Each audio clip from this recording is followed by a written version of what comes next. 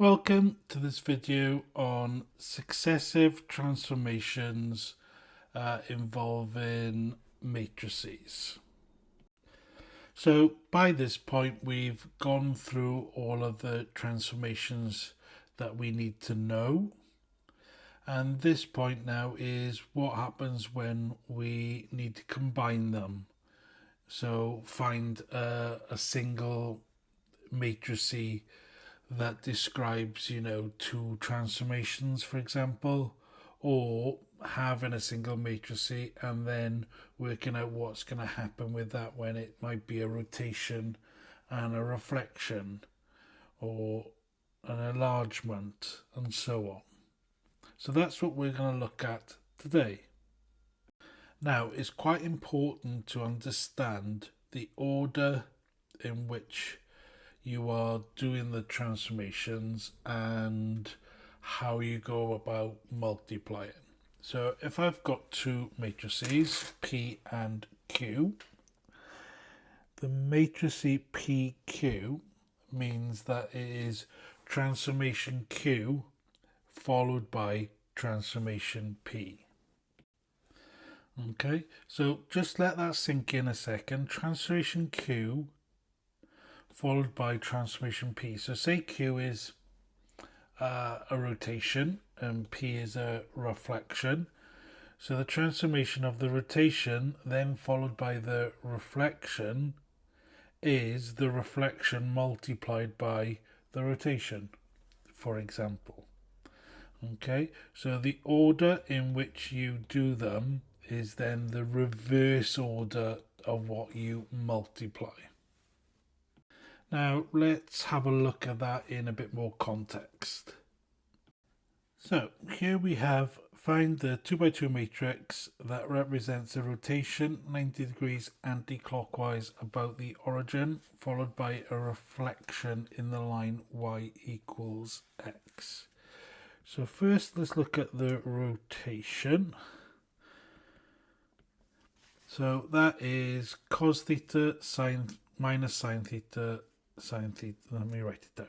Cos theta minus sine theta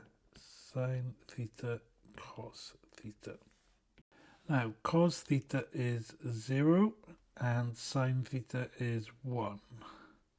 So that is my matrix there. Now the reflection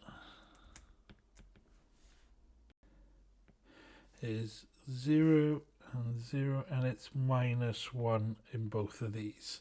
It's 1 for the y equals x and minus 1s for the y equals negative x. Now let's read what's happening. So it's rotation then reflection. So we do reflection multiplied by rotation. Okay, so say that again. It's rotation, then reflection. So we do reflection multiplied by rotation. Now, just multiplying these, so we get 0 minus 1. We get 0, 0. We've got 0. We've got 1 and 0. Which happens to be a reflection in the y-axis. So this is actually reflection in the y-axis, or x equals 0. So let's look what's happening. Rotate 90 degrees clockwise, so we're going to go this way, which is going to put our square here. Then reflect in the line y equals negative x. So y equals negative x is this line. So the reflection is going to end up in the same place. So it's going to end up here, which is just a reflection in the y-axis, or x equals 0. Okay, so that's what's going on there. and sometimes you might have to create an individual matrix or matrices. Okay, we've got a second example here. The matrix M represents an enlargement by scale factor k followed by a rotation through angle theta anticlockwise about the origin. Find k. So k is the scale factor that we want to find, and if you remember, the determinant is the area scale factor. So the determinant of M is, so 2 root 2 times by 2 root 2 is 8 minus, and then we've got negative 2 root 2 by 2 root 2, so that is minus 8. So the determinant is 16. Therefore, and that's the area scale factor. So to find the scale factor, write that properly, k is going to be the square root of the determinant. So the square root of 16, which is 4. So k here is 4. Now, part B is find theta, and that is, so cos theta minus sine theta, cos theta.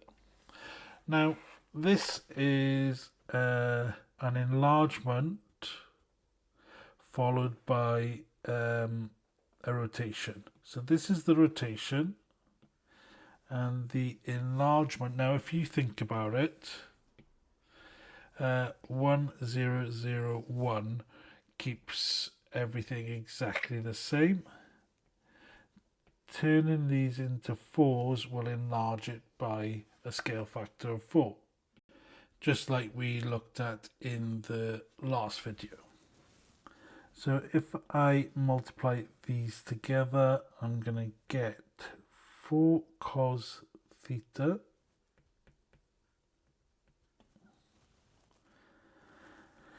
minus 4 sine theta, 4 sine theta, 4 cos theta. So that's what I got. And then that is the single transformation, which is equivalent to M. So 4 cos theta sine theta minus 4 sine theta, 4 cos theta equals 2 root 2, 2 root 2.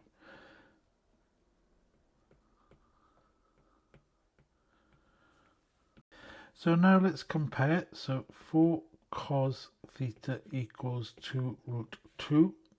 Cos theta equals, now 2 root 2 divided by 4 is root 2 over 2. So that means that theta is 45 degrees, or the other place where it's positive will be 315 degrees. So it's one or the other. So now we go to sine theta. So 4 sine theta equals minus 2 root 2. So sine theta equals minus root 2 over 2. So theta equals 225 or 315.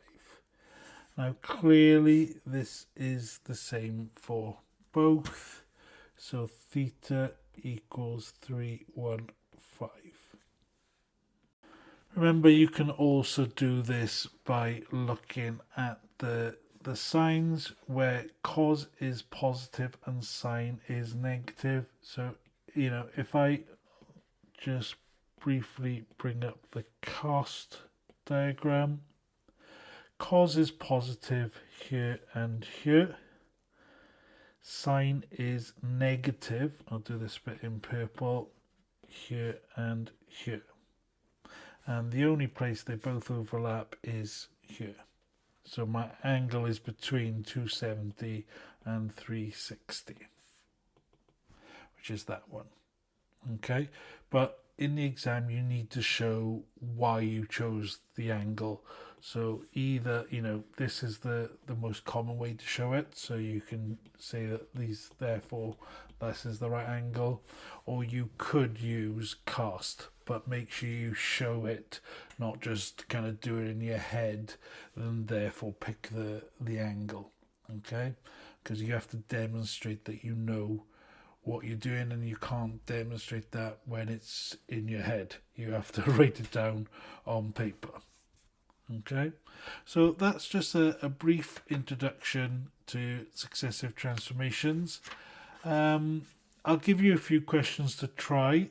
I'll try and mix it up a little bit, and then at the end I'll go through the answers to those questions. So we'll look at a few different styles of questions.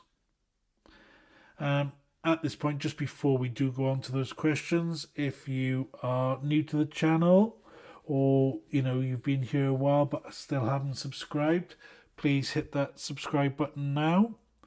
Okay, and if you find this video useful, hit the like. But otherwise, without further ado, let's look at the questions. So there are 4 questions in total. Pause the video now to try questions 1 and 2. Pause the video now to try 3 and 4. Okay, so here's question 1. Oh, I should say that all 4 questions were past paper questions, or parts of a past paper question. Okay, so let's look at A. So it's cos theta minus sine theta, cos theta. And theta is 225. So we're basically putting 225 in for theta. That's all there is to it. So cos of 225 is minus root 2 over 2. And sine of 225 is also minus root 2 over 2. So minus sign would be positive there. And that's what we've got. Or obviously this is rationalized, so you could have had minus 1 over root 2 there. Okay, so that's part A done. Part B, the transformation U is the reflection in the line y equals x. Write down that transformation. So this is just one that you need to know, you need to learn. So 0, 1, 1, 0. Right, part C. Find the matrix representing the combined transformation of U followed by T. So that means we do T multiplied by U. And T is the rotation. So that is, I'll use the rationalized ones.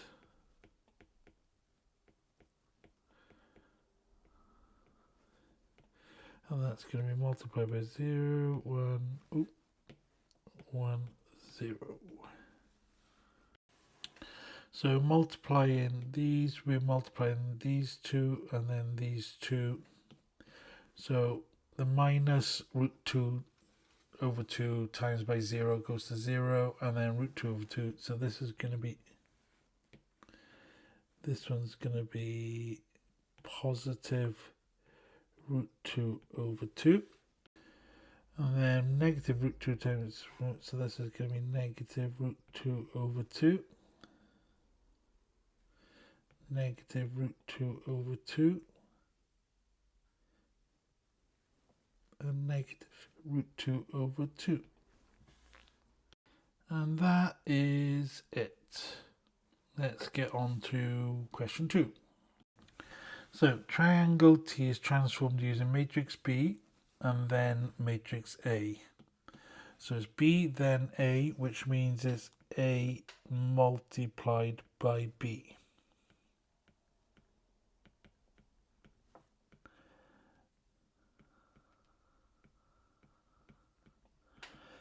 So this is what we have. So multiplying, it's going to give me 0, 5, minus 5, 0. So that is my transformation, my overall transformation. That gives me to my image, T dash. And that area there is 75. So let's find the determinant of AB. So it's 0 minus 25. So that is 25. So the area scale factor is 25. The area of the image, so we got T, the area of T multiplied by 25 equals 75. So the area of T is going to be 75 divided by 25, which is 3. So the area of T there is 3. Now let's look at question 3. So A is find R squared. So that is R multiplied by R, isn't it?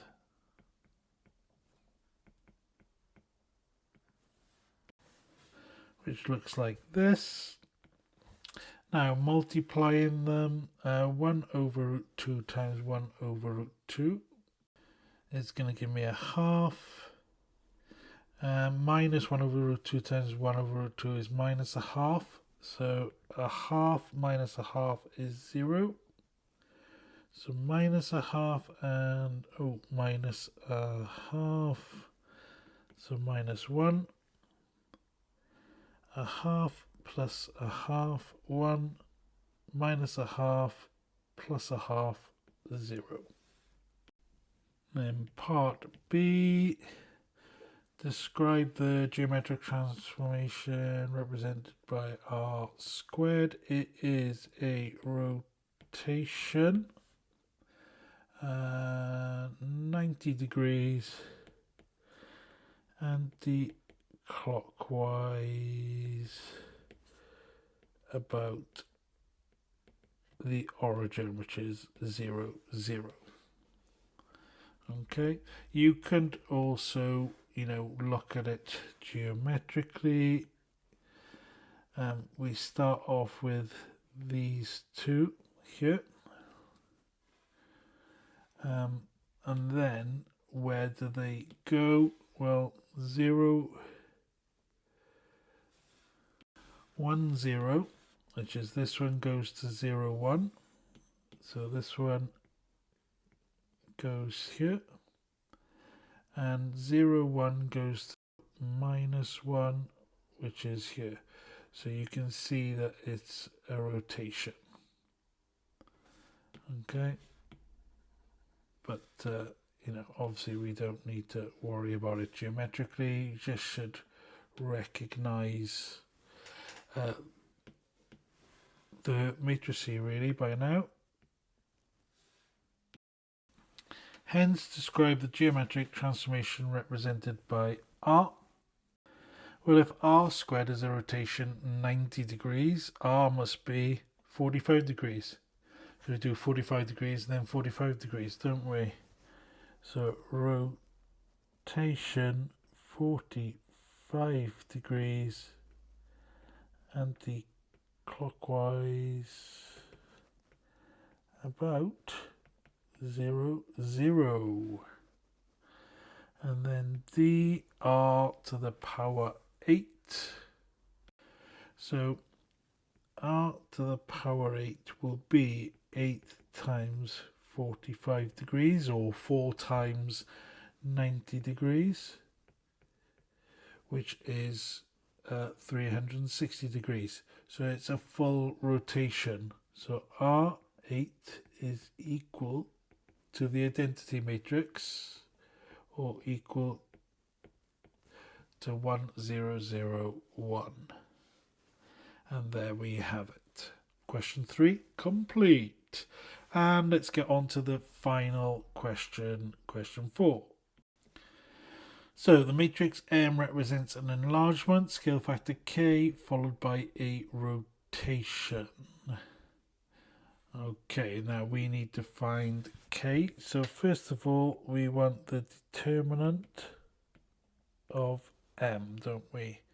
So minus root 3, sorry, over 2 times by minus root 3 over 2 is going to be positive 9 over 4 minus, oh no, not 9 over 4, 9 over 2, isn't it?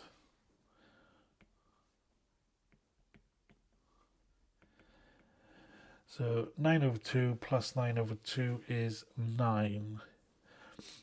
Now, K is going to be the scale factor. This is determinant is the area scale factor. So K is equal to the square root of the determinant M, and K up here is less than 0. So K equals minus 3.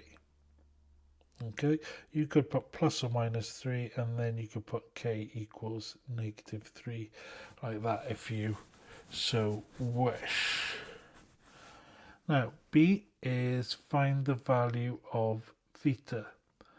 So it's an enlargement followed by a rotation. So rotation comes first, so cos theta minus sine theta, cos theta, multiplied by an enlargement of minus 3. So working that out, we get minus 3 cos theta, 3 sine theta, minus 3 sine theta, minus 3 cos theta. And that is equal to our matrix M. So that equals that. So minus 3 cos theta equals minus 3 over root 2. So cos theta equals 1 over root 2. So cos theta equals 45, or 315. And then minus 3 sine theta equals minus 3 over root 2. So sine theta equals 1 over root 2. So theta equals 45, or 135, because it's at the top. So therefore theta equals 45 degrees. And there we have it. Final question done. Hopefully you found this video useful. Stay tuned for the next one, and if you do want to help me out financially, just considering hitting that join button. Join for a month, join for longer, don't join at all. I'm fine with it either way, as long as you keep coming back and I keep helping people. See you next time.